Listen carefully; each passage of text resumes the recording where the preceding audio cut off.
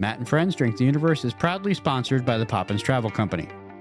Whether you're traveling across the universe like us or right here on planet Earth, it's always a good idea to have an expert to help you plan your trip. For your travel experts, look no further than the Poppins Travel Company. They'll help you book your next adventure or vacation, and the best part is they'll do your travel planning for free. To schedule a virtual appointment with one of their highly qualified travel agents, visit their website, www.poppistravelcompany.com. That's www.poppistravelcompany.com, or call them at 407-494-4070. That's 407-494-4070. Hello, listeners. We're all here to have fun. But we'd like to take a moment to encourage you to always drink responsibly. Never drink and drive. If you have a complicated relationship with alcohol or other substances and you want to talk about it, you can call 1-800-662-4357 for support. Thank you for listening. 10, 9, 8, 7, 6, 5, 4, 3, 2, 1. We have liftoff. Welcome to Matt and Friends Drink the Universe. Hello, Matt and Friends Drink the Universe listeners. Welcome to our very first Bar Chat. Bar Chat is our newest episode theme. The idea of this new theme is to foster a relaxed atmosphere, to engage in casual conversational interviews with interesting individuals as well as businesses, like wineries, breweries, and distilleries. Think of this as the evolution of our In Local Brews format. Our guest is the best possible lead-up to our upcoming video game trivia episode, which will release on March 4th, 2025. I'm very excited today to share with you our conversation with the legendary voice of God, multiplayer announcer for the Halo series of video games, Mr. Jeff Steitzer. Jeff is an amazing person and even created some very special sound drops you will hear during the video game trivia episode. Joining me are Andy, Chris, Josh, and Rob. Thank you very much, Jeff, for the interview, for your time, and for the sound drops. Without further ado, let's get to it. Yeah. There he is. The man there you himself. Go. That worked. I'm Matt, by the way. It is so nice to meet you after we've been emailing for a couple of weeks here. I really appreciate the sound drops that you did. They are absolutely amazing. Oh, great. Great. I'm glad. I feel like we grew up listening to you without formally meeting you. I bet you hear that a lot. I do. And it always is a little bit, I never quite know what to make of that because, of course, I wasn't aware that people were out there listening or playing, or it's the weirdest thing because, you know, whenever you do a job as a voice actor, basically you're contracted to do the job. You go to a studio, although not so much these days, and then you just record for however long it took. You would end up, you know, going away and saying thanks and thinking no more about it. And in fact, in the case of this game, and I've said this on a number of occasions, I did not know that we had fans. I didn't know the game had been a success. Nobody told me. So that's insane. So The checks. the only way I knew. No, they no, they did not. I didn't actually know until my agent called me a couple of years after we'd done the first one and said, "Hey, guess what? They want you for the sequel to Halo." And I said, "Oh, real? Oh, so it did okay, huh?" She said, "I guess." You know, we were clueless, sadly. What we can introduce, since this is a drinking podcast, I came up with a little shot here called the sticky grenade. And since I spent most of 2007 and 8 trying to hear your voice say "Killionaire" in many different game modes, sticky grenades were always my favorite. So we have a little shot here. I will put that recipe up online. But cheers to you, sir. Cheers. Cheers. Thanks for joining us. Thank you very much. Did you ever hear Killionaire? I think I heard it twice total, maybe, if I was lucky. One was in the griff ball mode, which was just glorified soccer. Indeed, griff ball. So that would be the one. My God. What's He did the thing. He did. What's funny, Jeff, is your voice. You have your own voice, but occasionally you'll say a word, and I just hear the character voice come through. So it'll be like a full sentence, and just one of the words just kind of triggers the memory. Oh, yeah. And you're like, oh, I know what that voice is. Oh, that's hysterical. Yeah, yeah. You know, I don't listen to myself very much outside of recording. So I'm not all that. I never know what I sound like. And I never sound to me like anything special at all. So it's obviously a lot of people disagree, and I'm glad they do, because Yes. otherwise I'd be, probably bagging at some local grocery store instead of sitting and talking to you guys. I had a question I wanted to ask you, if I can Sure. get that right off the bat. I'm not going to ask specific monies, but I was curious. Video games, I assume voiceover work would be very different from other work. Do video games do residuals as like a movie would? Well, no, I take that back. No. When we did Halo, they most certainly did not do residuals. And an interesting thing I found out just a couple of years ago from Marty O'Donnell, we were doing a convention in Phoenix. And he said, I tried to get Microsoft to give all of you guys, you and Jen and Steve, a percentage of the money that was made. And they were like, no. Microsoft said, wow. Sorry. Apparently, Steve said, but it's okay, because now we're going out and doing conventions and making money that way. He said, those are our residuals. And it's like, well, that's all well and good for you, Steve. But those are. But I wouldn't mind making my residuals while sitting on the couch and not going anywhere at all. Although I should take that back. I love conventions and I love meeting people. It is the coolest part. I love it. I love it. Yeah, Jeff. I really do. I had a question as well. Sure. I'm off screen here, but there's my hand. Should I do that too? Oh yeah. I like that. I was just curious if you have a particular character that you've connected with the most in your career. Like, do you have a favorite voiceover that you've done or a character that you've portrayed? Well, this has Okay. got to be it. Partly because I've done so much of it over such a long period of time. I've done other things. I don't even remember often what I did. Okay. There are a couple of games out there that I did. One called The Operative, No One Lives Forever, and it had a sequel, and I evidently played different characters in the two games. I don't remember what I did at all. Well, Other things I do kind of remember. I did a bunch of things for the kids years ago. Pajama Sam and Freddy Fish and Spy Fox, maybe, was that it? And I have no memory at all of what we did. okay. One was a circus thing, and I think I played an animal, but it was like, oh, okay. If you say so. And then a follow-up to that, is there a character that you would love to voice that you maybe haven't had the opportunity to do at this point? I have to say no. And I'll tell you why. It has always been my position that if you start to pin your hopes on getting to do something, 99.9 times out of 100, you're going to be disappointed. You're not going to get that job. Yeah, that's fair. So it's like when as a theater actor, a stage actor, which I've done a lot of, I used to go in for auditions, and what you're always told is, first of all, enjoy the audition, because for that period of time, you get to play the character. Nobody else in that room is playing it, just you. And then after you leave, forget about it. Just forget about it, because you're not going to get that role. And again, more often than not, you're not. And when you do, it's like, oh my God, oh great, Yeah. So that's kind of why I was asked that when I was doing a summer at a Shakespeare festival. It's like, what roles do you want to play? And it's like, I don't think that way. I just don't think that way. Oh, that's fair. Because if I don't get to play it, then I'll feel disappointed. And, there are always reasons why you don't get to do certain things. Sure. So I would have liked to hear Jeff Steitzer Batman. I'm just saying, I don't even know what, this is terrible. I never watched Batman. Oh my God. I'm aware of it, and I'm certainly aware of the actor. Kevin Conroy? Who played Batman, mostly because I thought for years he was somebody else entirely. There's another actor, I believe, named Kevin Conroy, who's a stage actor, and I always thought it was that guy, and of course it's not at all.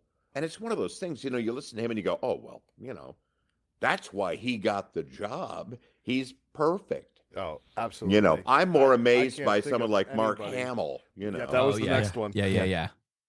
So the question that I have is, since we tend to be a comedy, centric podcast, you've done so many Halo games. Do you have a good, funny story from any of the recordings that you've done, or anything like that? Well, yeah, a couple. But the problem is in some instances they're predicated on doing certain phrases and then being told we couldn't have them. Oh, we got to get some of those. Can you share some of those? Well, the one I can certainly tell. I'm sure I tell this story quite a bit. We were doing one of the games. The idea that the writer had was that if you were to shoot one of your own team members, you would hear me. And this was predicated on a real life incident many, many years ago. Dick Cheney, right? Shot somebody, one of his fellow hunters in the face. So if you did something like that in the game, you would have heard me saying, Cheney Mania. And that's such a shame that they cut that out. I know. I mean, I've told this story enough that, I'm sure there are thousands of samples of this going out or all over the place. But that's certainly what we thought, because when we recorded it, it was one of those things that happens every once in a while where something makes the folks in the other room laugh. And then they're like, let's do 3 more. And it's like, come on, you're just having fun. But that was one where we all had a hard time keeping a straight face. We thought it was pretty hysterical. That's fantastic. Yeah, there have been a few instances like that. Jeff, I've got a question for you. So I did read that you spent some time doing, well, I think it sounds like you cut your teeth maybe in stage. Oh, yeah. And I even saw that you were on Broadway. I'm a big Broadway fan over here as well. Cool. Do you have a thing that you liked more? Did you like stage acting more? Did you like voice acting more? That's a very good question. Here's what I like about voice acting. It's the same thing I like about film and TV and any voice recording stuff, audiobooks. You only have to get it right once. Not every time. Almost invariably, you're paid often quite a bit more money to do voice work or TV or film than you are the theater. That's always been true. The one example where that wasn't true was when I was doing first Inherit the Wind on Broadway and then Mary Poppins for 1.5 years on Broadway, because that paid really well. That paid really, really well. But for the most part, you don't get paid that well. And you're doing 8 shows a week. And the regional theater has an insane schedule. Sure. Where you end up doing 5 shows in a weekend. So you do a Friday night, 2 on Saturday, 2 on Sunday. Right. That's often what you've got. That's a lot. If you're playing any kind of a large role, that's hard. And it means that on Monday, your only day off, you tend to be, sort of on a couch collapsed because you're just so damn tired. Sure. Yeah. What I like about voice work as well is that your audience are the people in the other room, the engineer, the writer, maybe a producer from 343 or something. And if you get them laughing, then it's instant gratification. Sure. No, that's fair. Which is great fun. But on the other hand, as a voice actor, I consider myself a gun for hire, in the sense that, what do you need? I will try to give that to you, and we'll keep trying until I give it to you or give you something equally good, and then we're done. But when you're on stage, you're in control. I mean, you've rehearsed what you're going to do. But when you're standing in front of, God, in the case of Poppins, there were like 2,000 people. There was another theater here locally that's got close to 3,000 people, and you can make them laugh as a group or be quiet as a group. There's tremendous satisfaction in pulling together an audience like that. And you don't get that, certainly on a film. I mean, people might, laugh afterwards after you've done something, but Yeah. it's just Sure. not the same. Yeah, I mean, you're talking to a room full of people who have some sort of musical background and all have been on a field performing in marching bands or on a stage performing in Many times. Nothing more than most of us high school and collegiate level, but musicals and plays. That counts. But we for sure understand that feeling of getting a crowd to stand and cheer for you, and what Absolutely. a wild rush that is. Oh, It is. Jeff, did you ever do any musical theater, or was it all just straight plays? No. A lot of musical theater. I think Poppins was a musical, right? Mary Poppins was a musical, yeah. Okay. I didn't have a lot of singing, thank God. I didn't have a lot of stage time, which made it all the more ironic that it was the best paying stage job I ever had. And I did the least amount of work. I mean, it was really what we call country club acting, because I spent more time, reading or napping than I did on stage. When I was on stage, I was jumping back and forth between the two characters I played. In other instances, I've done a lot of stuff. In Seattle, there's a theater company which is where I live, focuses on musical theater company called the Fifth Avenue, also one called The Village. So there are two places where I've worked quite a bit, and I've done a lot of musicals. I've done How to Succeed in Business Without Really Trying. Love that show. I've done Kiss Me, Kate. I did that twice, actually, here in town, and then I also did it in Hartford, which at the time was being run by a guy named Darko Trezhnek, who won a Tony for The Gentleman's Guide to Love and Murder, which is based on the same material as Kind Hearts and Coronets. He also did Anastasia. What else did I do? Funny Thing Happened on the Way to the Forum. Oh, another great show.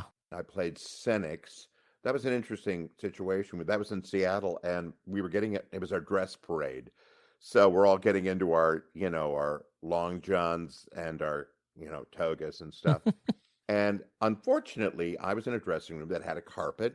And when we weren't in there, apparently they were sewing and stuff in there. So I was getting ready, and I turned suddenly, and I drove a nail about this long into my foot. No. And the needle, not a nail, a needle. And the needle broke off. So now there's a needle in my foot. And so the stage manager came up, and she tried to get it out. She's poking around trying to get the needle out. She can't get it.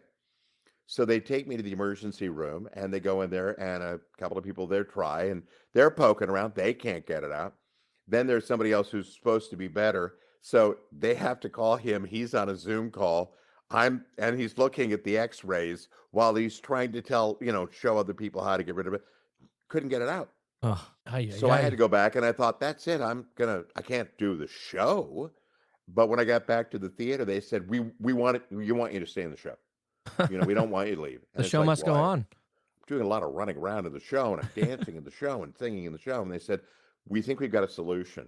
What we're going to do is we're going to take a wheelchair, and we are going to decorate it so it looks like a chariot. And then we are going to have one of the proteans push you around throughout the show. So it was great, because everybody else, by the end of, everybody ought to have a maid, was huffing and puffing. And I'm just like, I'm just sitting in a chair. Yeah. It was spectacular. So that, and God, what else? Singing in the Rain I did, and some new musicals I did. I've done a lot. Musical theater was how I got into the theater in the first place. Yeah, I was going to ask, did theater lead to the voice acting? Is that how that? Oh, yeah. Oh, yeah, absolutely. What had happened was, when I was growing up, and this is not unusual, I don't think, for a lot of people who grew up in the 1950s and 60s like I did, families, because it was popular music of the time, used to have LPs of musical theater. So you had My Fair Lady with Rex Harrison and Julie Andrews. You had The Sound of Music with Mary Martin. You had, whatever it might be. We had Wildcat with Lucille Ball, which perversely is one of my favorite shows. Shouldn't be, but I love it. And I had a teacher in the 4th grade who did semi-professional. She was semi-professional. She did theater in a lot of the theaters in San Diego. And one of the last things I did before I left town, I was supposed to be auditioning for what was either going to be The Wizard of Oz, as a child actor now, 10 years old, The Wizard of Oz or Peter Pan. Missed out on both of those. But I did get to see my teacher in a production of The Pajama Game, where she was prancing around as May. She was a very stocky woman who was chasing this guy around. Great number.